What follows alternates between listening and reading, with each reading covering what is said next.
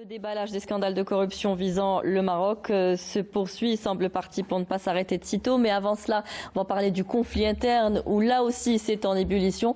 Je vous propose de revenir sur ces images et on en reparle juste après avec Damis.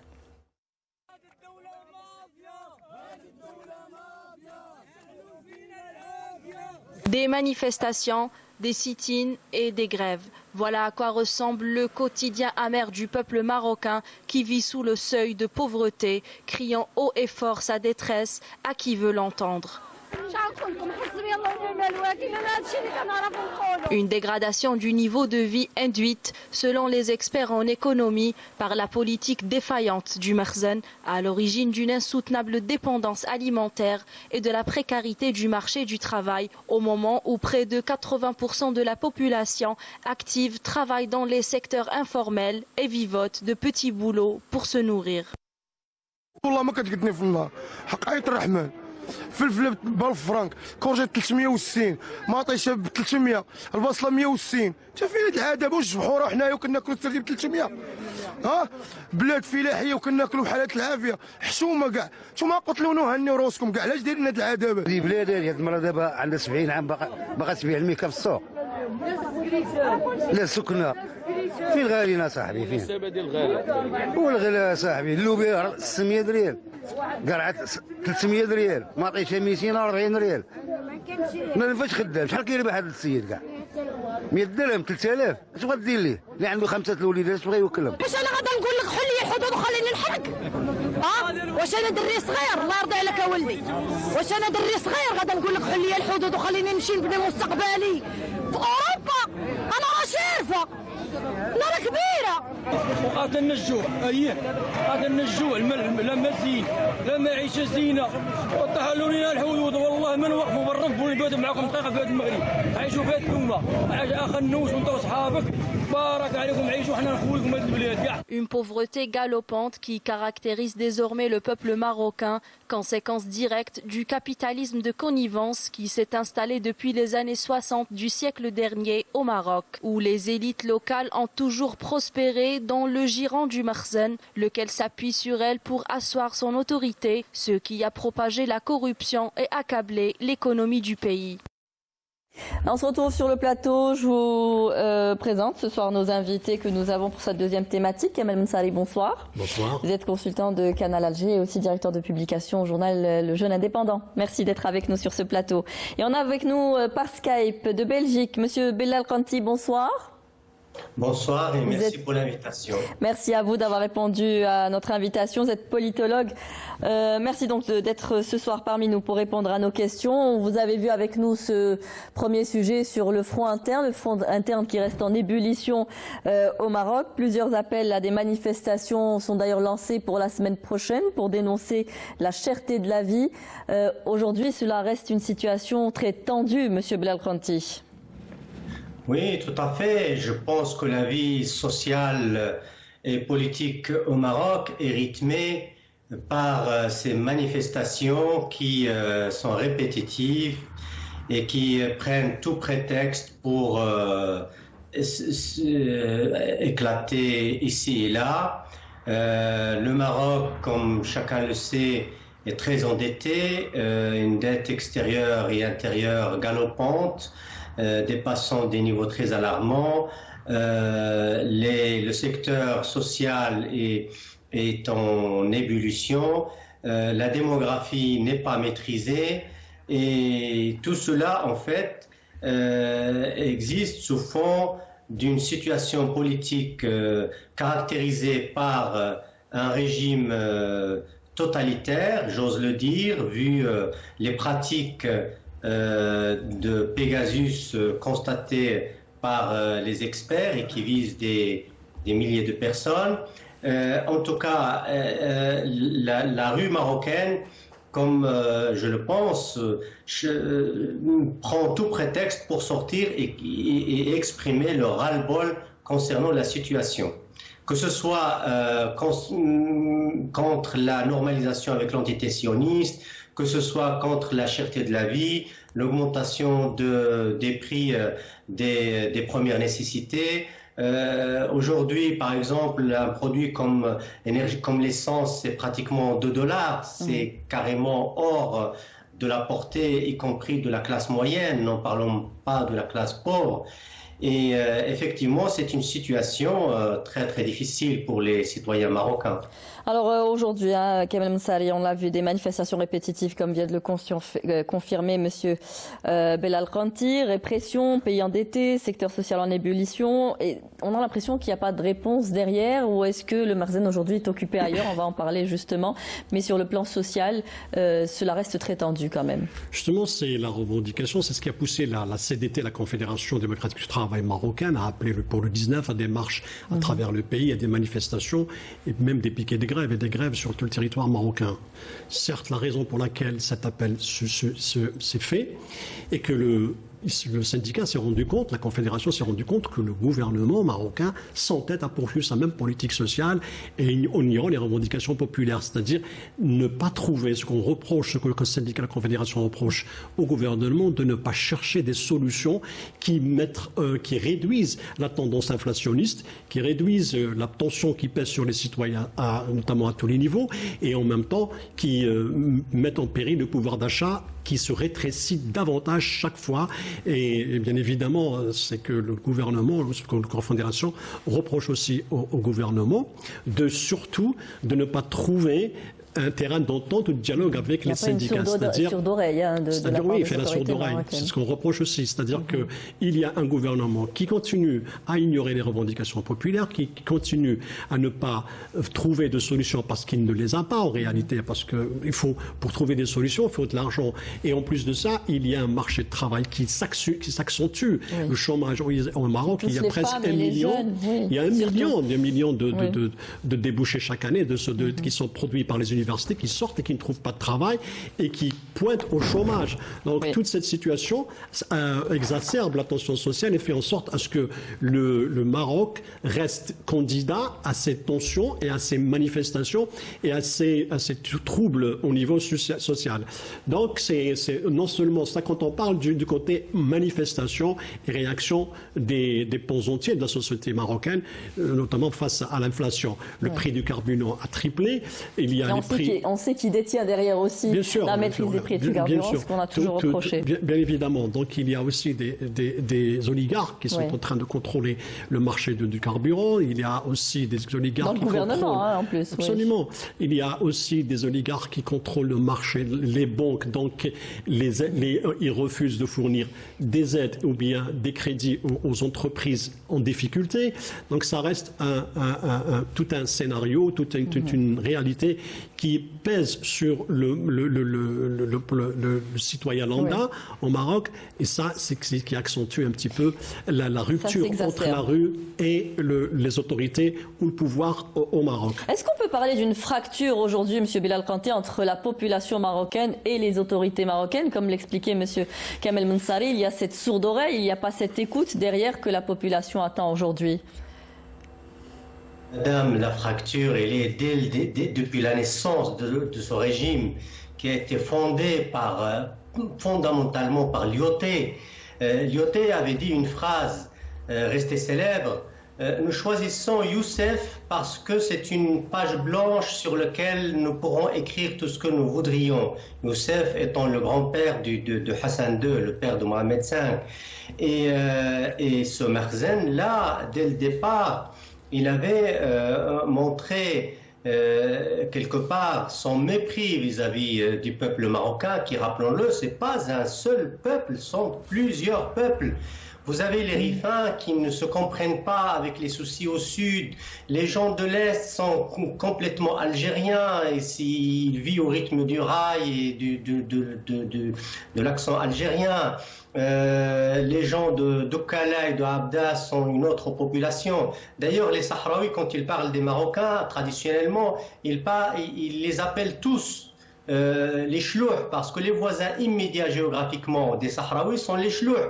Et ces diverses populations ont été, par la force unis par la France, et on leur a dit voilà, votre roi désormais est les rois alaouites. Alors l'évolution est extrêmement violente et criminelle, parce que ce qui s'est passé au Rif au lendemain de l'indépendance est horrible. La répression sanglante qui a fait subir à la population Hassan II en 61, 72, 81, 84, 91 ne faisait vraiment que creuser l'écart, la méfiance et la rupture totale entre la population et le régime alaouite. Il y a aujourd'hui aussi ce système inégalitaire dont parlait M. Kamel Mensari, le taux de chômage très important au niveau de la gente féminine des jeunes âgés entre 25 et 44 ans. On parle de 73% de femmes inactives en 2022 et un taux de chômage avoisinant les 61% parmi les jeunes diplômés de niveau supérieur. Il y a un système inégalitaire flagrant. Absolument. L'égalité ne cesse de se creuser. Les plus riches est une poignée de gens qui sont de plus en plus riches, et la population est de plus en plus dans la pauvreté la plus extrême. Et en fait, ceux qui observent la situation économique au Maroc se rendent bien compte qu'en fait, tout Marocain est devenu client du roi du Maroc, car ce dernier possède les banques, possède les assurances, possède les holdings, c'est un oligopole, un monopole total de l'économie marocaine, qui finalement ne profite pas à la population marocaine, malgré la propagande qui qualifie le roi du premier investisseur du Maroc, car par la suite, tout le monde a vu que son nom apparaît bien dans les Panama Papers, et que finalement l'économie marocaine se développe très très mal, vu la corruption endémique et l'accaparement des richesses par les sociétés, les grandes sociétés appartenant du roi, et évidemment de ceux qui se tournent autour de lui, comme par exemple le plus grand affairiste, et qui n'est autre que l'actuel Premier ministre Aziz Akhanouch. Oui, qui est contesté aujourd'hui par la rue. Est-ce qu'aujourd'hui, justement, on a compris que les autorités marocaines aujourd'hui faisaient la sourde oreille pour le front interne et trop peut-être occupées sur le front externe? On l'a dit qu'il y a eu des scandales qui ont impliqué le Maroc ces derniers mois. Bon, on a eu l'affaire Pegasus, on a eu l'affaire des eurodéputés la plus récente, il y a le journaliste d'une chaîne française également qui a été suspendu et soupçonné de servir la propagande du Mersenne. Cet activisme de l'ombre commence à poser problème aujourd'hui, comme l'a même déclaré un célèbre journal français. Tout à fait. Bien évidemment, le Maroc essaye d'utiliser les questions externes sur le front interne, c'est-à-dire pour justifier sa politique. Juste pour rappeler un petit détail concernant le front social. Le gouvernement Akhanouch avait tenu une réunion le 30 avril 2022 dans laquelle il promettait d'abord la révision des salaires, c'est-à-dire la hausse des salaires, et puis non seulement la liberté syndicale, et en plus de trouver une solution à la hausse des prix. Tout cela a été balayé jusqu'à aujourd'hui, n'a pas été concrétisé. Pourquoi? Comme vous le dites, et comme nous l'avons tous signalé, c'est que le gouvernement au Maroc, le pouvoir est en train d'être trouver des raccourcis et des alibis pour essayer de justifier, non seulement de faire diversion avec des débats externes, en ciblant l'Algérie d'un côté, en faisant en sorte à ce que, en attaquant des membres de l'Union européenne, mais malheureusement, sa propagande ne lui a pas réussi puisqu'il a été rattrapé par des scandales que nous connaissons, notamment celui, ce qui a baptisé Maroc Gate, où la justice aujourd'hui en Belgique, elle a récemment, enfin il y a que les dernières 48 heures, elle a lancé des mandats d'arrêt contre des personnes, bien d'autres des eurodéputés qui étaient impliqués dans des affaires de corruption. Et contre plusieurs responsables marocains également. Oui, le directeur, Mansouri, le directeur des services de renseignement. Ce qui renseigne que le travail qui a été fait, toute l'opération, le processus d'infiltration de l'Union européenne et de l'utilisation de la corruption et le rachat des consciences par Mansouri et ses équipes et ses éléments éparpillés au sein de l'Union européenne et au sein du Parlement était justement de faire en sorte à ce que l'Union européenne ou plutôt des membres des eurodéputés deviennent à la solde du Maroc. Et c'est une nouvelle. Jamais nous avons été on a fait face à un scandale aussi grave qui est en réalité cela remet en cause toute pour le Maroc, qui a toujours essayé de prôner qu'il était innocent, qu'il était la cible de campagne de complot, son ennemi entre guillemets l'Algérie. Voilà. Donc imaginez cette stratégie qui s'écroule aujourd'hui et qui est rattrapée. Ça remet en cause toutes les résolutions prises dans leur faveur par le Parlement européen. Tout à fait. C'est pour ça que nous l'avons déjà évoqué, cette question de remise en cause de ces résolutions et de les revoir. Dans quelles circonstances elles ont été prises, qui a été derrière ces résolutions et à qui elles ont profité, parce que l'Union européenne, en dépit du fait que ça reste une ossature qui représentait, régie par des lois, le Parlement, qui est un contre-pouvoir et qui devait lui-même contrôler l'Union européenne, devient lui-même un appareil ou bien une assise favorable à la corruption, et non seulement d'un seul pays, mais de plusieurs pays, d'Italie, de Belgique et de Grèce. Donc on a une composante variée, donc surtout que le Maroc a travaillé avec plusieurs pays à travers l'ONG Fight Impunity. C'est drôle, donc c'est un petit peu risible de voir que les députés qui sont à la tête d'une telle organisation, ONGO, spécialisée dans la lutte contre l'impunité, deviennent elles-mêmes sujets à la corruption. Et c'est voilà un petit peu la morale européenne qui est véhiculée par l'Union européenne ou bien par les parlementaires européens qui se donnent des leçons à des États en matière de lutte contre la corruption et en matière de liberté, deviennent eux-mêmes les chantres de la corruption, c'est-à-dire aussi ce ne sont pas les serviles agents d'un État étranger qui n'est même pas dans l'Union européenne, ça aurait été compris, c'est ça, mais qu'ils deviennent les serviles agents agissant au profit du Maroc. Là, ça montre un petit peu l'étendue de ce malaise qui est sur le plan moral et sur le plan éthique auquel fait face les députés. Même ceux qui sont intègres au sein du Parlement européen sont aujourd'hui sujets à suspicion. Oui, donc, ils ont été entachés par cette affaire. Du moment que des vice-présidents, la vice-présidente Makaïlak, c'est au plus haut niveau aujourd'hui. Oui, la vice-présidente du Parlement est une corrompue. Donc, si les autres, demain, n'importe qui s'attaque à n'importe quel État comme l'Algérie, est sujet à suspicion. Donc, il n'y a plus cette crédibilité et ce regard d'un député indépendant qui est là pour défendre les intérêts de son parti, puisque le Parlement européen est hétérogène, il rassemble toutes les tendances politiques. Maintenant, on sait pertinemment que ces gens-là sont des cibles ou ils sont passibles de devenir des corrompus potentiellement aujourd'hui ou demain, mais ça, ce n'est que peut-être la fâche cassée de l'iceberg. C'est-à-dire que les langues commencent à se délier justement. Monsieur Belal-Khanti, le Parlement européen a adopté justement à une large majorité une résolution sur les atteintes aux droits de l'homme, à la liberté de la presse, alors que le Maroc a été longtemps protégé, donc on sait pourquoi maintenant. Pendant plusieurs années, aucune résolution contraignante n'a été imposée contre lui.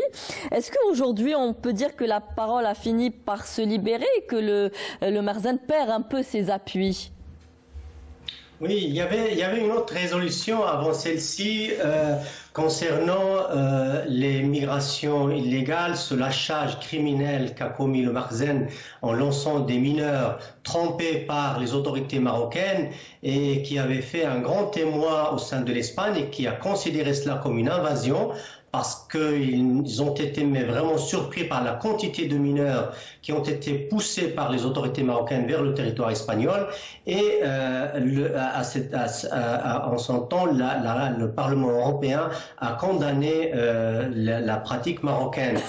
Vient ensuite cette résolution toute récente à laquelle vous faites référence sur les violations des droits de la presse et d'expression au Maroc, et concernant notamment les journalistes Omar Radi, Ressouni et Maître Mohamed Ziane. Et par ailleurs, la même résolution fait référence également à cette ingérence du régime marocain dans les affaires internes des États de l'Union. Effectivement, ce sont des résolutions qui, quand même, marquent une rupture avec une certaine période où le Maroc semblait être l'enfant chéri de cette Union européenne, intouchable, si bien que le Maroc, le régime marocain, je fais le distinguo entre le peuple marocain et le Maroc en tant que tel, et ce régime qui n'a pas de limite, et donc se sentait au-dessus de toute loi. Et effectivement, ces pratiques sont tout à fait condamnables.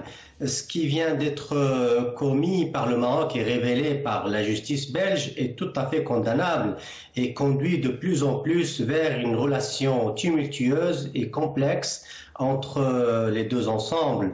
On ne sait pas de quoi demain sera fait, mais le mandat d'arrêt que la justice belge avait demandé à la justice française semble aller dans cette direction, c'est-à-dire entre une crise non seulement entre l'Union européenne et le Maroc, mais entre le Maroc et un certain nombre de pays sur le plan bilatéral, notamment la France. Vous avez vu effectivement les révélations du Georges Malbruno sur son Twitter, faisant référence à un diplomate, qui disait que probablement, selon ce diplomate, les autorités françaises seraient dans l'embarras de devoir arrêter de responsables marocains sécuritaires parce que justement la justice belge leur demande de le faire. Et en fait, l'ombre de ces affaires plane également sur une évolution souhaitée par le Maroc et par la France, ce qui retarde la visite d'Emmanuel Macron, la complique davantage. Et on voit là un jeu entre les deux pays. Aussi, hein. Oui, tout à fait. Oui. Juste après la résolution. Alors justement, ce retentissant scandale qui a secoué le Parlement européen a démontré que le Marzane utilisait des méthodes immorales, illégales, pour justifier le pillage des richesses naturelles au Sahara occidental ou pour influencer les décisions en matière des droits de l'homme, particulièrement dans les territoires sahraouis occupés.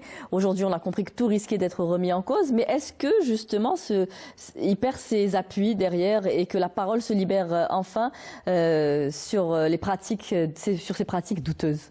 Pour de nombreux observateurs et pour de nombreux hommes politiques, fricoter avec le Maroc d'aujourd'hui, ça devient très dangereux et devient de plus en plus matière à soulever des questions. Donc c'est presque un État pestiféré. Le seul État qui a vraiment un engagement direct et à fond avec le Maroc, c'est bien Israël. Donc un État aussi voyeux que le Maroc. Mais quand on voit ce que le Maroc a utilisé comme moyen énorme pour soudoyer des députés, on a trouvé des sommes faramineuses, 1,5 million d'euros chez député Tarabella. Donc vous imaginez l'argent que le Maroc déverse pour soudoyer et corrompre des députés au lieu de les dépenser pour sa population. Donc il y a un effet pervers y compris envers la population marocaine.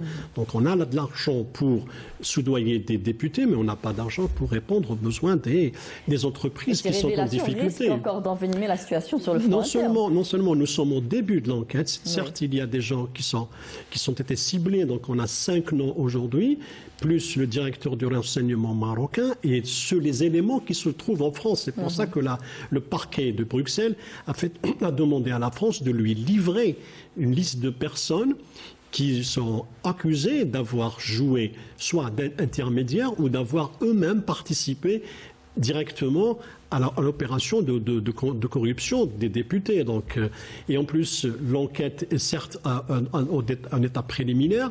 Il y a des arrestations. Il y a des appels à l'extradition, probablement des éléments qui se trouvent en France. Oui. Et la France est obligée de justement, le Marzem comptait toujours sur son appui qui était la France. Et on l'a vu juste après l'adoption de la résolution, l'ambassadeur au Maroc a été rappelé immédiatement. Tout à fait. Non, mais la justice est libre en Europe, c'est-à-dire y compris en France. Les États ou bien les hommes politiques n'ont pas de poids sur la justice en Europe. C'est impossible. Donc, la justice est indépendante, elle va faire son travail, elle fait pression. Et en plus, aussi, qu'elle soit à Bruxelles ou qu'elle soit à Paris, donc la justice, lorsqu'elle cible une personne avec des preuves avérées, il y a matière à ce qu'il soit remis ou bien poursuivi par la justice du pays dans lequel il se trouve. Lorsque Panzeri a été remis aux autorités belges, donc les Italiens n'ont pas hésité, donc les Grecs non plus. Donc ils doivent le remettre, ces personnes-là qui sont recherchées et qui se trouvent sur le territoire français vont être remises à la justice belge. Bien évidemment. Donc c'est une action européenne et non pas une action d'un État. Il faut bien comprendre. Parce que les enquêtes ont touché 5 pays qui ont participé aux enquêtes. Ce n'est pas juste la Belgique, mais 5 pays ont participé aux enquêtes et ce sont eux-mêmes qui ont justement ficelé le dossier, l'ont façonné, l'ont remis à la justice belge parce que c'est là où se trouve le siège de l'Union européenne. C'est ce qui nous renseigne aussi sur le fait que le Maroc maintenant est démasqué. Donc il est dans une situation, il ne peut pas se défendre, il ne peut pas dire qu'il s'agit d'un complot ou bien d'une propagande ou de mensonges. Bien évidemment, les preuves existent et les personnes ont avoué, il y a des aveux qui ont été obtenus des personnes incriminées dans la corruption et qui ont bien cité les personnes avec lesquels ils avaient traité, qui ont servi d'intermédiaires ou c'est-à-dire que les anciens canaux mis en place par le Marzem sont en train de tomber. Oui, de s'effilocher, comme des châteaux de cartes. Il n'y a pas que seulement, attention, il ne faut pas croire qu'il s'agit simplement qu'en Europe, les réseaux se trouvent aussi en Afrique. Il y a beaucoup de sources ou bien de personnes qui travaillent, y compris au sein de l'Union européenne, en faveur du Maroc. Mais ça va être révélé avec le temps. Pour le moment, la justice a été très, très, très rapide en Belgique, en Europe, pour justement faire tomber les gens qui sont coupables de corruption. Et en même temps, c'est que ces personnes-là, c'est une machine judiciaire à fonctionner, c'est-à-dire elle est en marche, donc on ne peut plus faire machine arrière. Et le Maroc doit répondre de ces actes, puisqu'il implique un responsable de haut niveau, qui est le directeur des renseignements marocains. Et on va voir que d'autres révélations risquent de venir dans les semaines encore à venir, puisqu'il y a eu cette enquête sur le logiciel du Pegasus et notamment sur les eurodéputés. Quand vous arrêtez des personnes, ils vont certainement eux aussi faire des aveux et démontrer comment ça s'est produit. Et la liste va s'allonger, évidemment. Alors, la chercheuse marocaine Ehsen El Omri avait affirmé que la corruption au Maroc est une pratique répandue depuis plusieurs années, devenue au fil du temps une idéologie collective. Alors, jusqu'où est prêt à aller le Marzem, monsieur Bilal Kanti? On n'est plus dans du lobbying aujourd'hui. Cela relève carrément de la criminalité, ce qui se passe. Non, pas du tout. Le lobbying, d'ailleurs, est une activité tout à fait légale auprès des institutions européennes. Ce qui n'est pas légal et condamnable pénalement, c'est la corruption des eurodéputés. Et on est en face, effectivement, dans ce cas de corruption vis-à-vis de ces eurodéputés. Et d'ailleurs, Antonio Panzeri a conclu un accord avec la justice belge pour dire ce qu'il sait.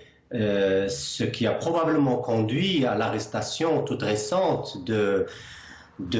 d'Andrea Cozzolino et de Marc Tarabella, 2 eurodéputés italiens et belges. Donc les révélations vont s'enchaîner au fil des jours et probablement conduiront à l'arrestation d'autres eurodéputés.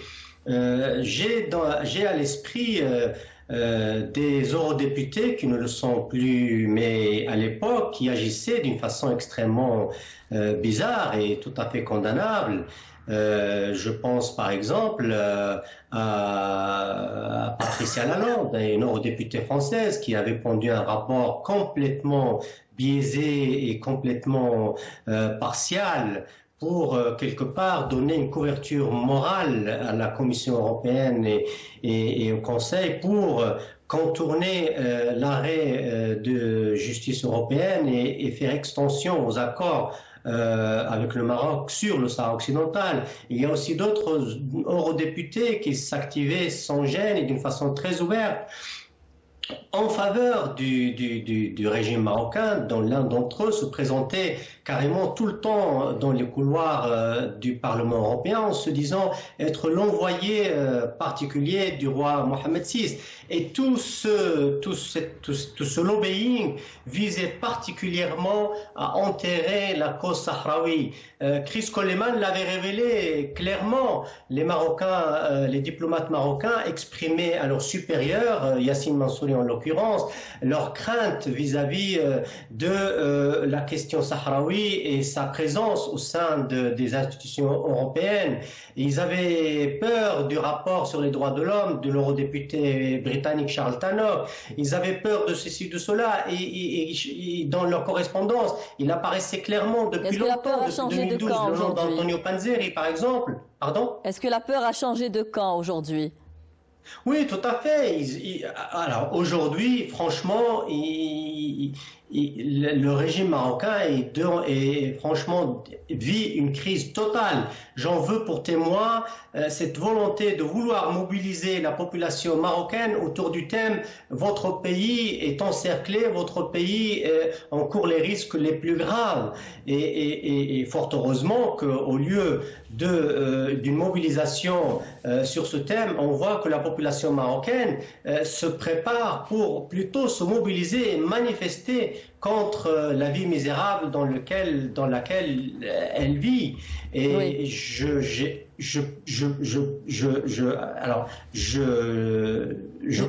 pense que la population marocaine ne tombera pas dans ce piège de mobilisation autour de la patrie est en danger. Merci. Alors justement, je le disais que... il le disait à l'instant, peut-être que la peur a changé de camp. On l'a vu, la commission du Parlement européen chargée de l'enquête sur le logiciel Pegasus a réalisé le 9 février dernier une série d'auditions sur le sujet, alors qu'il y a eu un silence quand même entourant cette question après les premières révélations. Aujourd'hui, on les remet sur la table, et en particulier donc sur son utilisation par le Maroc. Donc il faudra s'attendre à d'autres éclaboussures, d'autres scandales qui vont encore... pointer du doigt les autorités marocaines. Déjà, avec le scandale Pegasus et la question des pots de vin au sein du Parlement européen sont déjà deux immenses scandales. Donc, qui ont créé aussi une méfiance des chefs au plus haut sommets d'État par les pays. Lorsqu'on arrive, il y a plus de 100 000 personnes qui ont été ciblées par le Maroc, de toutes les strates, de toutes les responsabilités.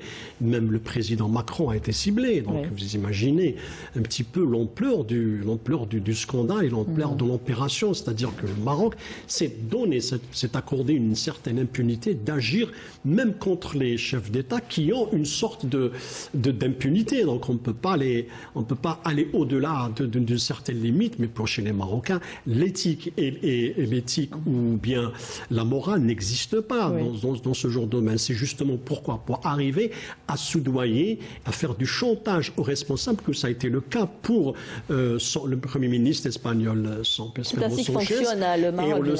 On sait aujourd'hui que le revirement espagnol est dû au fait que ce monsieur ainsi que sa femme, son épouse, ont été les cibles d'une campagne de dénigrement d'abord et puis de chantage qui a conduit à la position qui était vraiment un choc pour l'Algérie, un choc y compris pour la classe politique espagnole. Et on voit aujourd'hui, dans un article publié par l'Independiente, qui décide, qui affirme que la position espagnole à l'égard du Sahara a été une faillite, a été une erreur monumentale. Et voilà ce que ça a coûté avec les relations, perdre les relations. Voilà, l'impact n'a pas été suffisamment mesuré. Mettre en péril ces relations avec l'Algérie et d'autres voisins, ça a été vraiment. Et là, et le journal est revenu sur l'histoire de Pegasus. Donc, le dégât était énorme. Les Marocains n'ont lâché personne. Donc, tous ceux qui sont entrés. Et parce qu'il fallait, bien évidemment, il faut rappeler que dans la question de Pegasus, il faut des complicités de haut niveau.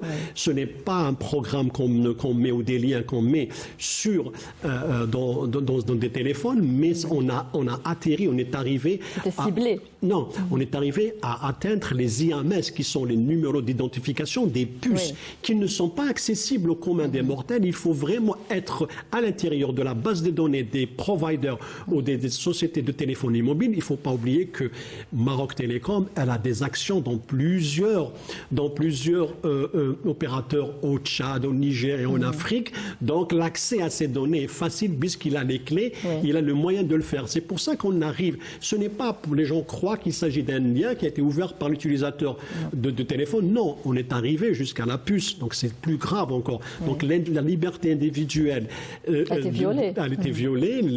Plus la complicité des entreprises. On a eu un cas en Algérie. Donc on a eu un cas en Algérie qui était vraiment énorme, qui a conduit à son départ d'Algérie. Donc un responsable au sein d'un grand groupe de téléphonie mobile en Algérie qui a été chassé, qui a été renvoyé à cause de parce que l'Algérie a découvert qu'il y a une complicité avérée avec les Marocains. Donc on est toujours que le Maroc arrive à aboutir sur deux fronts, celui de la téléphonie mobile et l'espionnage par les moyens électroniques et par la corruption par les moyens qui sont très classiques, qui sont les pots de vin. Donc pour arriver à quoi? Pour faire taire toutes les voix sur le plan intérieur, pour qu'il n'y ait pas de résolution contre le Maroc s'agissant des libertés sur le Sahara occidental, parce qu'il faut rappeler les décisions prises par la Cour européenne de justice contre le Maroc en matière de pêche. Donc il y a ce volet-là qui a été vraiment posé avec acuité par le Front du Polisario et ses avocats, la question de l'agriculture, les produits sahraouis qui sont vendus, au marché européen sous le label marocain, ce qui a poussé les syndicats des paysans en France à agir, à saisir la justice pour demander à ce que ces produits-là ne rentrent pas en France parce que ils sont des produits produits de manière illégale et qui sont vendus vraiment à des prix qui mettent en péril toute l'industrie agricole et agroalimentaire en France. Donc le Maroc ne menace pas simplement le Sahraoui, menace même la sécurité économique et alimentaire des pays européens. Donc la complicité, elle est arrivée jusqu'à être à pousser certains députés à être anti leur peuple, contre leur pays. Ce sont des agissements non pas en faveur du Maroc, ils sont en faveur du Maroc, mais à l'encontre de la souveraineté de leur pays et des intérêts de leur pays. Lorsque vous votez des résolutions qui permettent à des produits tirés au Sahara occidental par des moyens illégaux et les acheminer en Europe, qu'ils soient vendus des marchés qui mettent en péril les paysans européens, vous êtes plus qu'un traître. Donc vous êtes dans une sorte de folie furieuse. L'argent ne peut pas vous aveugler à ce point. Donc il y a matière à ce que l'Union européenne, que ce soit en tant qu'institution, revoie sa stratégie avec le Maroc ou bien sa relation. Mais justement, aujourd'hui, les autorités marocaines, ce qui leur permettent aussi de mettre la pression sur l'Europe, peut-être c'est parce qu'il a en main plusieurs leviers, celui de l'immigration et du cannabis aujourd'hui qui menace l'Europe. Est-ce que c'est ça aussi qui fait que sa pression, qui puisse mettre la pression sur les pays européens, M. Belal Khanti? Il fait pression sur les pays européens, pratique le chantage parce qu'il pense être au-dessus de l'impunité, parce qu'il pense être l'enfant chéri de cet ensemble de pays. Parce que, tout simplement, il joue un rôle. C'est un régime proxy. Il est là pour déstabiliser la région. Il est là pour occuper le Sahara occidental. Il est là pour menacer ses voisins. Il est là pour jouer un rôle, effectivement, pour les intérêts d'autres nations qui ne sont pas forcément, qui sont tout à fait en contradiction avec les intérêts des peuples de la région. Et pour un petit peu rebondir sur ce que disait votre invité, en fait, le Sahara occidental constitue la vache à lait de ce régime parce que rien que pour les phosphates et la pêche et l'agriculture, ce sont plusieurs milliards de dollars. On sait parfaitement les diverses opérations de lobbying que pratique l'OCP. C'est donc l'argent des Sahraouis, des phosphates sahraouis. On sait les pratiques de corruption d'où ils viennent. Tout ça est connu et su. Nous, les Sahraouis, en tout cas, on lutte pour révéler la face cachée de ce régime, en fait, qui n'est pas caché, qui est connu. Mais nous voudrions mettre ceux qui le soutiennent devant leurs propres responsabilités, à la fois morales et juridiques. On ne peut pas, d'une part, chanter la primauté du droit sur la force et de l'autre côté, on fait prévaloir la force sur le droit. Ce n'est pas possible. Ils se croyaient au-dessus des lois aujourd'hui. Ils se pensaient protégés. Il nous reste 3 minutes pour clore cette émission. On va parler aussi des médias. L'affaire visant un présentateur de la chaîne française d'information continue mise en cause pour des sujets ayant subi une influence extérieure au profit notamment du Maroc. Il y a une vaste entreprise de désinformation pilotée encore une fois là par une officine sioniste. C'est ce qu'a révélé une enquête d'un consortium international de 100 journalistes. On voit encore là l'ampleur et l'implication du Mersenne dans la propagande, encore une fois. Tout à fait. Donc, ce qui a été révélé par le consortium de journalistes qui est expérimenté en matière de c'est pas sa première. Bon, Pegasus est venu justement de ce groupe. Donc, qu'est-ce qu'il y a eu lieu de constater que finalement BFM TV, par exemple, si le journaliste a usé du fait que le Sahara occidental appartient au Maroc, c'est un territoire marocain, lorsqu'il y a eu le forum de Dakhla. Avec l'Espagne, en parlant des relations. C'est là où on démontre que, issu dans une chaîne pro-israélienne, il se croyait avoir la liberté de pouvoir lancer ce genre de message sans être inquiété. Alors qu'il n'avait pas l'aval de sa hiérarchie. Absolument. Donc, parce qu'il y a une pression, parce qu'il y a aussi des collègues au sein de BFM TV qui sont contre cette posture, contre des postures qui n'est pas professionnelle. Donc, la neutralité de la chaîne a été remise en cause. Donc, elle a été biaisée. Toute l'éthique sur laquelle est basé le contenu rédactionnel a été aussi mis en péril par une telle déclaration. Donc la crédibilité. C'est vrai que BFM TV est pro-israélienne, elle est pro-milieu des affaires, mais en même temps, elle ne pouvait pas aller au-delà de sa ligne éditoriale qui reste à la rigueur disons-le, neutre en matière du Sahara occidental. Ceci dit, ce n'est pas, on condamne pas, la chaîne ne condamne pas le fait qu'ils reconnaissent le Sahara occidental en tant que territoire, mais le fait d'avoir pris l'initiative, c'est ce qu'elle n'a pas expliqué Marc-Olivier Faugiel, le directeur de la chaîne. C'est le fait qu'il a pris l'initiative sans avis de la hiérarchie, et non pas le fait qu'il avait fait déclarer que le Dakhla est un territoire marocain.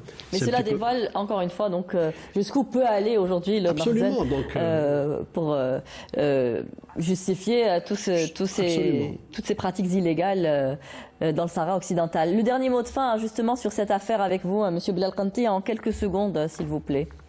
En quelques secondes, je pense et à propos du dernier volet qui est la propagande, lorsque l'on commet des méfaits et des crimes, on a besoin de les camoufler par de la propagande. C'est exactement ce que fait le Maroc. D'un côté, il commet des crimes abominables et de l'autre côté, il essaie de camoufler ces crimes par le biais de la propagande. Et il suffit de lire Chris Coleman pour savoir comment ils agissent dans ce domaine-là. Très bien, merci. Merci à vous d'avoir participé à ce débat. Merci, messieurs. Merci à vous, Monsieur Belal Kanti, qui était en direct avec nous.